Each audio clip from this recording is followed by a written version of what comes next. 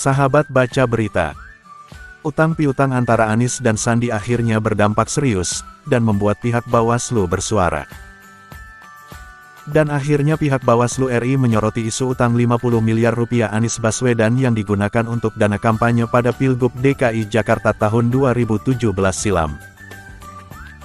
Ketua Bawaslu RI Rahmat Bagja menduga aliran dana kampanye Anies yang berasal dari perjanjian utang tersebut melanggar ketentuan dan masuk unsur pidana.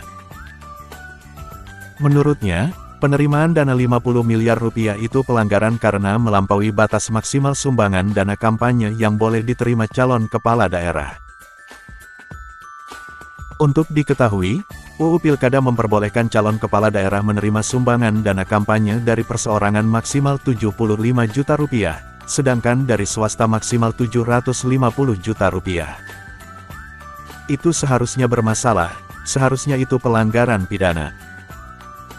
Itu pidana karena dia tidak menyebutkan itu di laporan akhir dana kampanye, kata Bagja dikutip dari Republika, Kamis tanggal 16 Februari tahun 2023.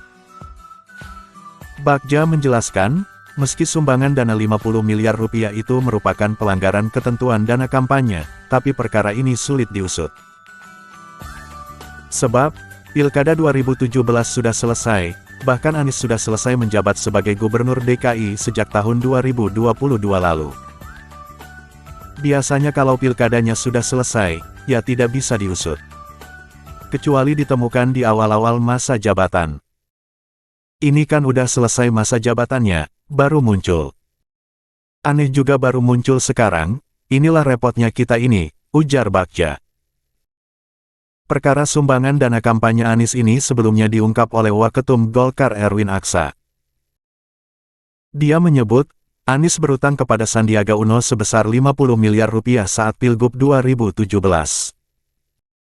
Anies dan Sandi merupakan pasangan calon gubernur dan wakil gubernur ketika itu. Setelah kabar utang itu beredar luas, Anies menyampaikan klarifikasi. Anies tegas menyatakan, bahwa uang 50 miliar rupiah itu bukan milik Sandi. Anies menjelaskan, uang 50 miliar rupiah itu berasal dari pihak ketiga untuk keperluan kampanye. Pihak ketiga ini mengharuskan Anies dan Sandi mengganti uang tersebut apabila mereka tidak terpilih sebagai gubernur-wakil gubernur. Sebaliknya, utang tersebut dianggap lunas apabila Anies Sandi menang. Jadi ada pihak ketiga yang mendukung kemudian saya menyatakan surat pernyataan utang, ada tanda tangan.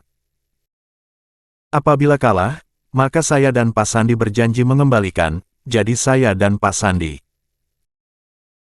Jadi itu selesai, itu yang terjadi, ujar Anies dalam sebuah wawancara yang ditayangkan di laman YouTube Mary Riana, Sabtu tanggal 11 Februari tahun 2023. Mari ambil hikmah dari perkara ini. Wassalam, jangan lupa tersenyum.